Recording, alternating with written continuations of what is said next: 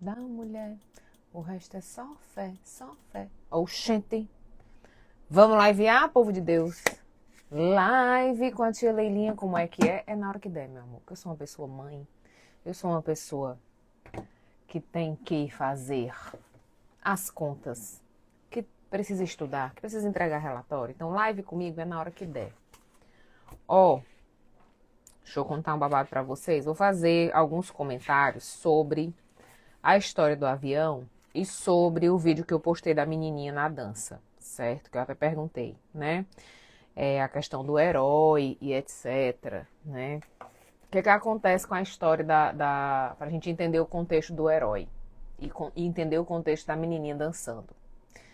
O herói, ele é uma pessoa que a gente tem uma ilusão de que ele tem uma força maior. Eu até perguntei, né? O que é que o herói tem? Muita gente respondeu, ele tem força, ele tem coragem, ele tem não sei o que lá, não tem não sei o que lá.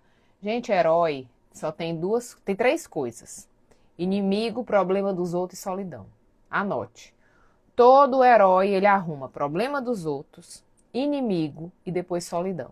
Então, no caso da menina do avião, aconteceu exatamente isso.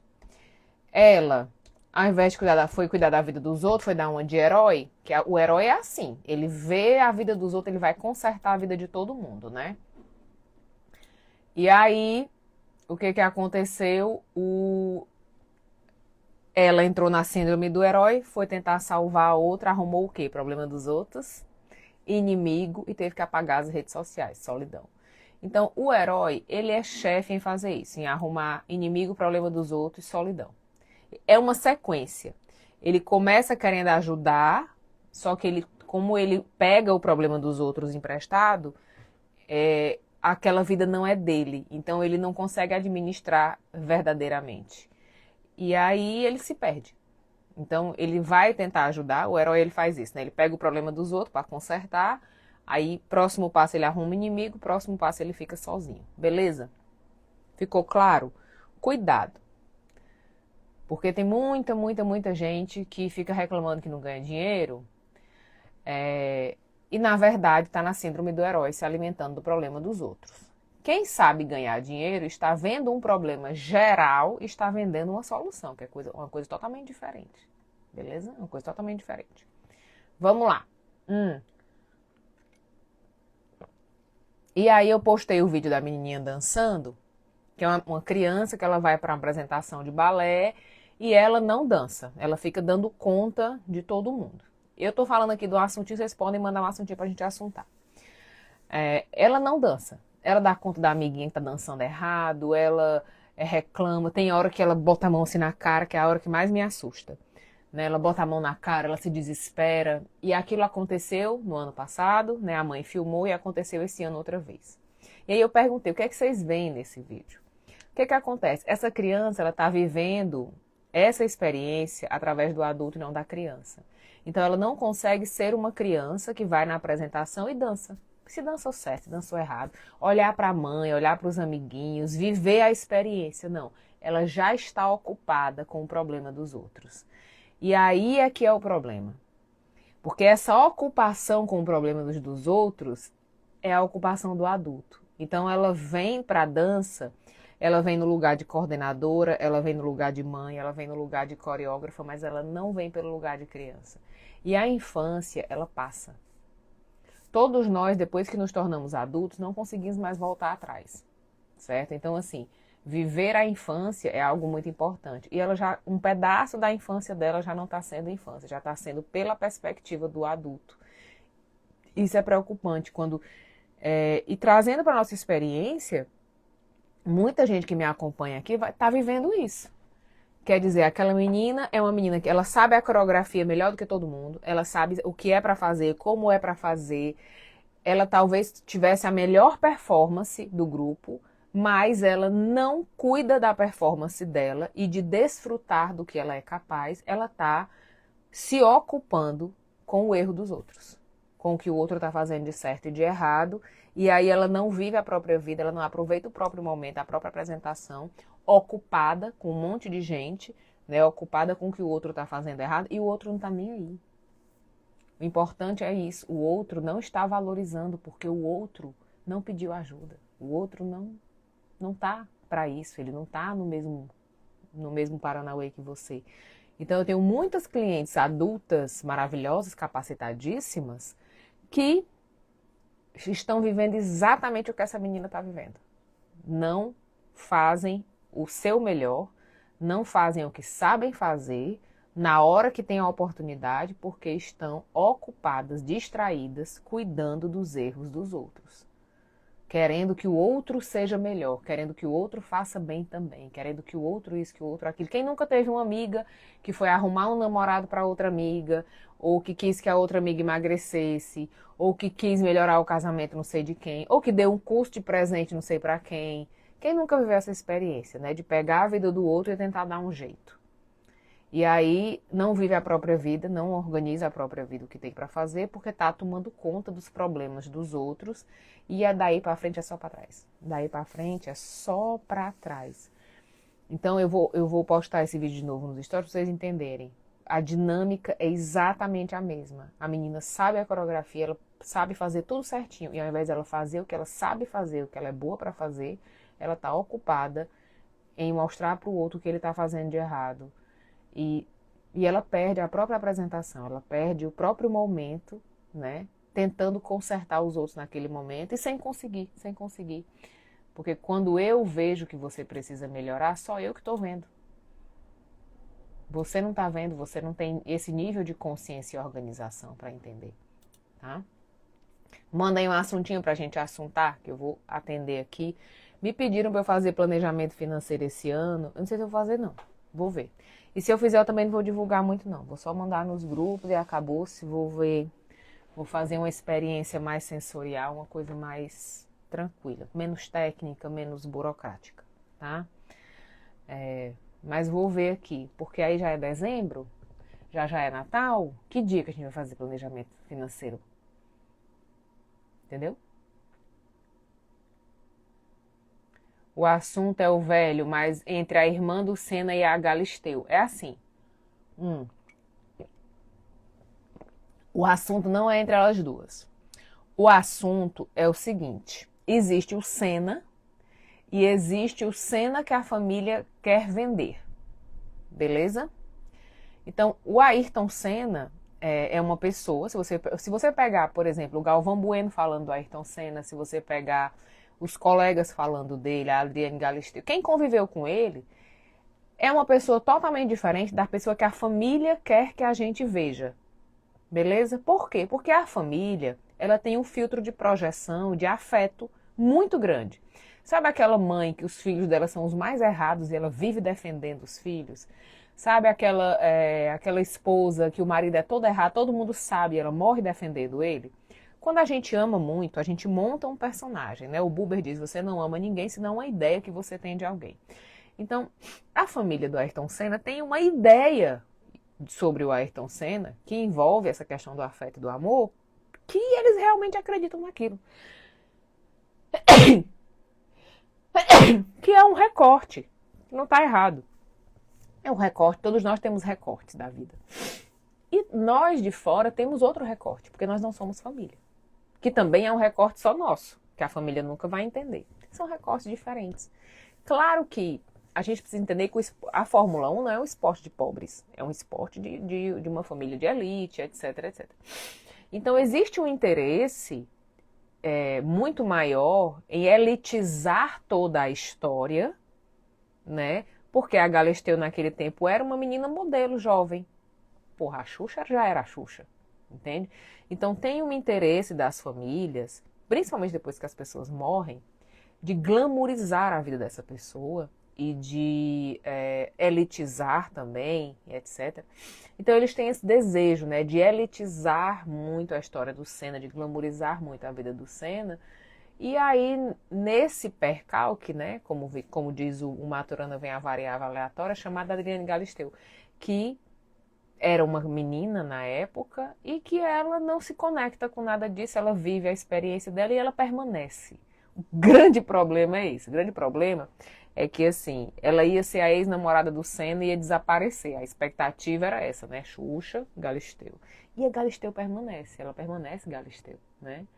Ela permanece, ela é apresentadora, ela fez o próprio nome, a própria história, entende? Então ela permaneceu. Esse foi o grande problema, né, dentro dessa glamorização do Senna. Porque como que a gente vai abafar essa menina? Não conseguiram abafar ela, né? Não deu certo. Como lidar com arrependimento e não se perder? Não lide, se arrependa, sofra e chore bem muito. E pronto. E se desespere, se perca uns 4 dias, depois você volta. Depois você volta. Por que a gente tem que ser forte? Por que tudo tem que ser tão positivo e tão legal e tão bacana? Gente, não existe. Não existe. As nossas dores, elas são para serem vividas. Os nossos medos são para serem vividos. Os nossos arrependimentos são para serem vividos. Fiz uma coisa, me arrependi. Que merda, eu preciso viver esse luto. Eu preciso rever as minhas decisões, as minhas escolhas, sofrer a frustração, sofrer a ilusão, sabe? Romper alguns vínculos. E isso demora tempo. Isso não vai se resolver numa meditação de 15 minutos. Isso demora uma semana, isso demora às vezes um mês, isso demora às vezes 6 meses. E qual é o problema? Nenhum. Nenhum problema. O válido é você viver as suas perdas justamente para que você possa entender o seu colapso. Como é que eu colapso? Como é que eu fracasso? Eu preciso saber. E aí, ok, vai chegar uma hora que eu vou me organizar e vou subir e isso aqui vai passar. Mas é extremamente saudável que você viva o arrependimento e que você viva a travessia. É muito importante que a gente viva as travessias e os lutos e os medos e as angústias e etc, tá? Se a gente não viver, aí papoca lá na frente. Manda aí um assuntinho pra gente assuntar. Deixa eu contar um babado pra vocês. A gente fez a turma do Conversas que Vendem e não gravou a aula. Tão feliz. Tão feliz estou no Jardim de Deus. E aí a gente vai remarcar. Então se você perdeu, cuida. Tá? A gente vai remarcar e refazer porque não gravou. E aí a gente vai refazer. Eu adoro quando as coisas dão errado, porque depois vem melhor. Eu aprendi isso com a vida, né? Claro que eu gostava muito de estar no controle, de programar, de definir, de argumentar. Eu, dona do mundo todo, ela, a poderosa, a articulada, a que faz tudo em 2 minutos. Eu aprendi a ver as coisas darem errado. Eu aprendi a chegar atrasada em alguns lugares. Eu aprendi a ver todo o meu planejamento colapsar e a acolher aquilo. Sabe, a liberar a vida para ela viver e ela crescer na minha frente, longe do meu comando e das minhas mãos. Porque tudo na minha mão só cabe o que tem na minha mão. Demorou muitos anos para isso, porque eu era uma pessoa extremamente controladora, psicopatizada. Mas eu aprendi. E aí eu deixo a coisa... Hoje, quando eu aprendi, eu vejo que sempre que eu consigo largar esse poder, essa vontade de controlar, fica melhor depois. Vem melhor depois. Fica bem melhor depois. Manda aí um assuntinho pra gente assuntar. Gosto quando vocês mandam um assuntinho. Gente, vocês viram a caixinha de casais? Gente, eu adoro casamento. Adoro. Pessoal, vou contar uma coisa pra vocês. Casamento hoje em dia, a maioria dos casamentos que eu atendo, eles não são reais, eles são totalmente fantasia. Eles são casados, né, com uma ideia muito, muito aleatória do outro. Outra coisa, eu vi um coach aí, famosinho, falando que mulher casada não tem amigos. Quem tem amiguinho é mulher solteira.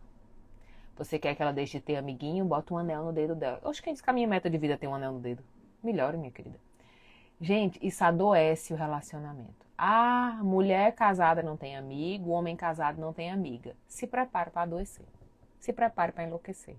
Porque você era um ser humano complexo. Você tinha família, amigo, vizinho, colega, colega de trabalho, colega de escola. Ou seja, você tem um arsenal de pessoas que te construíram na tua história e que te acompanharam, certo?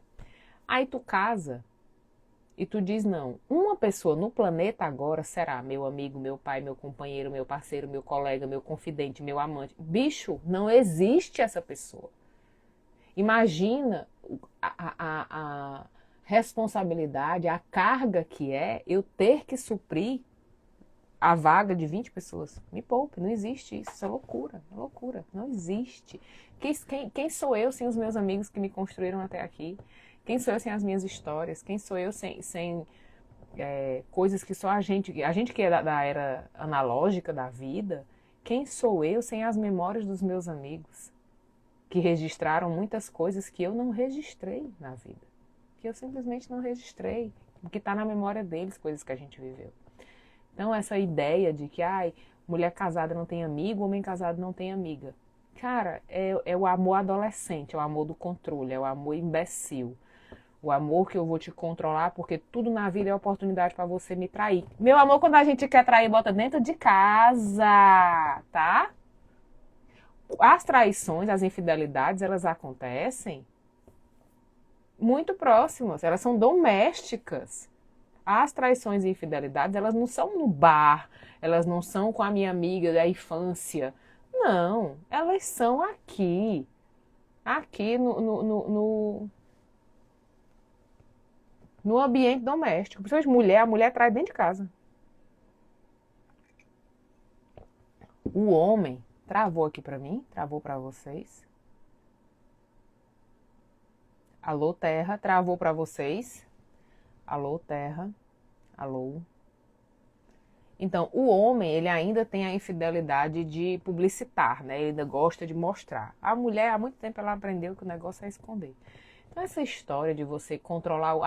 não, ele não vai pro futebol. Casou, ele não vai pro futebol. Oi? Tu quer falar de futebol com ele? Tu tem assunto? Eu não tenho esse assunto.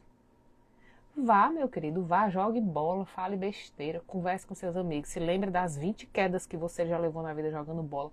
Venha com o dedo pendurado, que é pra você se aquietar, passar uns 15 dias com um pé pra cima, um pé engessado, um ombro deslocado, uma coisa, um queixo rasgado. Vive essa experiência, joga bola desde com 2 anos de idade você já estava chutando bola dentro de casa. Aí agora casou, não, você não pode mais chutar bola porque você é uma pessoa casada. Quer dizer, é um casamento com controle, um casamento doente. É um casamento doente. Não, você não vai sair com as suas amigas. Eu tive um namorado que, quando ele queria casar, a primeira exigência dele, ele me exigiu que eu parasse de andar com uma amiga, que é minha amiga, sei lá, quase 40 anos, a gente quase nasceu junta. Eu digo, vixe, ele vai rodar, meu amor, você vai rodar. Porque eu tenho 30 anos de amizade com ela. Se a gente brigar, a gente tem que mudar de continente, de planeta, porque de continente eu já mudei, não dá. Não é saudável, eu não vou viver com alguém que controla com quem eu vou conversar ou não, com quem eu vou dialogar ou não, que acha que tem o direito de controlar os meus afetos, os meus vínculos e as minhas histórias, porque afeto é uma coisa que você constrói na vida. Aí tu quer controlar os meus afetos, o que mais? Qual é o próximo passo? Aí depois vem as violências, vem, né, quando separar, aí, gente, mas já estavam lá os sinais, já estavam lá, tá? Eu tinha uma amiga que o namorado mandava ela trocar de roupa, quando a gente era jovem. Se eu tinha 18 anos, ela tinha um namorado que mandava ela trocar de roupa pra sair. Né? Você não vai sair comigo com essa roupa, não. Oi! Maria da Penha dando sinais. E ela achava lindo, porque ele era ciumento, porque ele era cuidadoso. Não, amor, ele é psicopata, no caso, tá? Que se você com 18 anos ele tá mandando na sua roupa, você com 30, né? E aí depois a coisa piora e a gente não sabe por quê. Manda aí um assuntinho, que eu tenho 5 minutos, eu vou embora. Tenho que atender ali. Terminar meus relatórios e ver se eu crio coragem para fazer o planejamento. Mas vou dizer de novo, se eu fizer planejamento financeiro, não vou divulgar. Vou mandar nos grupos e acabou-se. Ok? Não vou ficar fazendo muito barulho, não. Por quê? Porque eu tô cansada, gente. Eu sou uma senhora idosa, tô cansada. Não tô para inventar turma uma hora dessa, não. Não. Tô fazendo turma agora só para janeiro. Se eu fizer o planejamento, vai ser assim só para nós. Uma coisa mais... Não vou inventar nada. Fazer uma coisa legal. Eu tava até olhando aqui meu budget planner, ó. Que eu tenho um budget planner.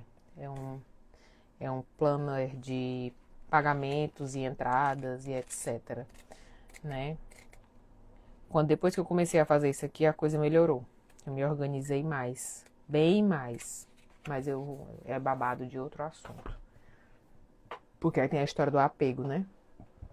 Quando eu aprendi a desapegar de algumas coisas, e principalmente a desapegar de afetos anteriores, o dinheiro começou a render. Porque o dinheiro, ele tá muito atrelado ao afeto. Muito, muito atrelado ao afeto. Muito atrelado a amizades.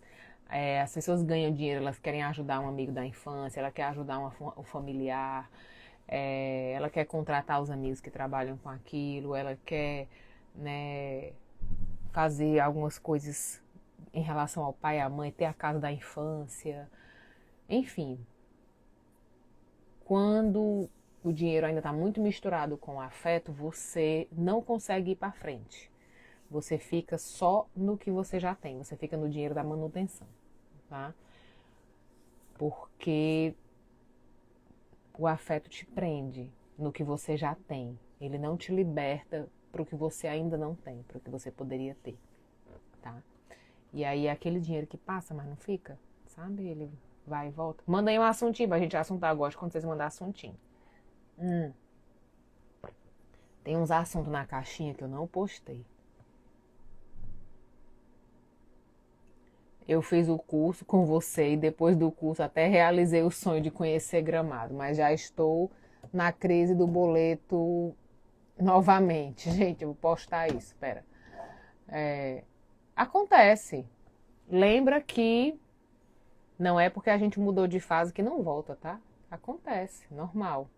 Se você já aprendeu o caminho uma vez, segue a vida. Você já sabe como seguir, mas é normal que a gente caia, tá? Picos e vales, né? Quando a gente está vivendo picos e vales, de novo tem um afeto. Porque quando eu tenho a falência, ela conecta. A prosperidade não. A prosperidade, ela exige, a falência cuida. Então, quando eu tenho problemas financeiros, várias pessoas cuidam de mim. Eu tenho menos probabilidade de abandono, enfim, eu tenho vários afetos. Quando eu ganho dinheiro de verdade, quando eu faço dinheiro de verdade, eu preciso me responsabilizar. Já começa logo com o imposto de renda. Eu tenho imposto de renda, eu tenho que me comprometer com vários boletos, geralmente eu tenho que pagar outras pessoas. Então aquilo me demanda uma energia diferente e demanda também uma maturidade diferente de como lidar com as coisas, de como lidar com o dinheiro, de como lidar com por onde esse dinheiro entra e etc. Então, assim, essa história do pico, tem um livro chamado Picos e Vales, né? Essa história do Picos e Vales tem muito a ver com isso, que quando eu começo a subir a montanha, poucas pessoas sobem comigo. E aí eu começo a sentir saudade daqueles afetos e aí eu vou e volto para pertencer. Aí eu, entendeu? E vou vivendo em picos e vales. A gente ouve muito nas famílias, nossa, fulano enricou, ficou besta. Não, ela não fala mais com ninguém não, que ficou rica. Tu ainda fala com os pobres, entende? Então, assim, os picos e vales, eles têm muito essa questão. Eu sempre pergunto muito, tá? Você chegou lá, quem é que tá com você? Quem é que tá lá para te aplaudir? Quem é que tá lá para te aplaudir? E quando eu falo de casamento, nos casamentos a falência funciona muito mais do que o dinheiro. Muito mais. Muito mais. Por quê? Às vezes, se eu tiver dinheiro, a gente se separa. Às vezes, a gente se casou porque a gente tem uma dívida. Às vezes, eu me casei para cuidar dele, para ser mãe dele, para dar para ele o que ele não tinha. Já ouvi isso em consultório. Às vezes, eu tenho essa síndrome do herói, né, de querer salvar o outro. Então, a dívida, ela une muito os casamentos. Muito, muito mesmo. Quando o dinheiro sai pela porta, o amor salta pela janela, até a página 2. Só se for muita ausência de dinheiro. Se for muito, muito, muito, muito, muito. Mas se for aquela dívida, aquele perrengue, tem que juntar o meu salário e o seu para poder pagar. Entende? Então, a independência financeira nos casamentos, ela é muito associada ao divórcio. Muito associada ao divórcio. E aí os casais vão sempre tendo picos e vales ali, como se validando, né? Eu fico com você mesmo assim, eu continuo com você. Olha, eu tô aqui para você, né? Você com dinheiro qualquer pessoa quer, mas você sem dinheiro só eu te quero, né? Então tem esse acordo, sabe? Velado ali, tem um negócio meio estranho. Sabe o que tem a ver com isso? Nada. Adoro dinheiro. Adoro. Adoro. Ah, Leiliane, não sei como te agradecer o que você fez por mim. Eu sei. Eu sei. É só tu me ligar que eu sei. Chama Champs-Élysées com Rue de la Conde. Louis Vuitton. Pode ir lá que eu recebo. Eu sou uma pessoa humilde. Sou uma pessoa humilde, você receber. Uma lembrancinha. Uma lembrancinha, uma lembrancinha. Tá certo? Manda um pix pra mim que eu recebo. Eu sou uma pessoa humilde, sei receber.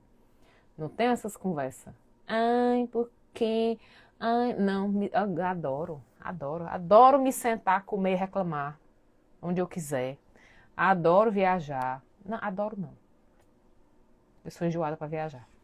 Mas enfim, gosto. Só que eu durante muito tempo tinha receio de dizer isso. Parecia que, assim, que se eu dissesse que eu gostava de dinheiro, eu gosto de dinheiro, eu gosto de dinheiro, eu gosto de fazer aquilo, eu era uma pessoa ruim, uma pessoa gananciosa, uma pessoa, sei lá, uma pessoa que não gostava das pessoas, que era interesseira, sabe? Eu tinha várias ideias de que eu seria uma pessoa ruim se eu tivesse esse discurso. Hoje em dia eu não tenho nem um pouco essa ideia, porque eu não estou extorquindo, porque eu estou trabalhando. Eu faço, né? Eu recebo em troca do meu trabalho e tenho uma família. Tenho filhos, sei as responsabilidades, já passei muito perrengue. Então, assim, a gente tem uma ideia, a gente trabalhou isso já no cristianismo, do sofrimento, que quanto mais eu sofrer, mais perto de Deus eu estou. Que a miséria, ela tem um glamour, que o sofrimento, que a angústia, ela tem uma proximidade do que é bom, uma proximidade do que é santo, e que a prosperidade, ela tem uma proximidade com a soberba, com a arrogância, sabe? Que é exatamente o contrário, né? Porque Jesus já sofreu o que tinha que sofrer justamente para a gente não precisar sofrer o mesmo. E se você quer realmente fazer algo por alguém, você precisa ter um sustento abundante. Tá? Eu lembro na época da pandemia, por exemplo, a minha funcionária, eu mandei ela para casa, né? Eu falei para ela, você vai para casa, eu morava no Chile na época, e ela nunca ficou sem salário, ela ficou sem trabalhar acho que uns 6 meses na época, quase um ano, o Chile era bem restrito, né? E ela sempre recebeu, tranquilamente. Depois voltou para trabalhar para nós, a gente foi embora, pagamos todos os direitos dela. Então, assim, para que a coisa não quebre lá, que é o lugar mais fraco, eu tenho que ter volume aqui. Se eu não tenho volume aqui, vai quebrar primeiro aqui. O que as empresas fazem quando o volume diminui? Demite. Só que demitem pessoas de uma renda que não dá para faltar, entendeu? Então, assim, essa ideia de você viver com aquele dinheirinho ali contado, sofrido, ai, eu trabalho muito, só eu sei o que eu sofro, é uma ideia que não supre outras pessoas. E que vai quebrar sempre na primeira coisa. Tipo, você corta a terapia, você corta o balé do seu filho que você não pode pagar. Então, eu sempre falo, existem 3 camadas de dinheiro. Existe a sobrevivência, a manutenção e o dinheiro. Sobrevivência é pagar boleto, manutenção é você ter o dinheiro para trocar o computador, trocar o carro, você mantém o que você já tem, mas você não aumenta, certo?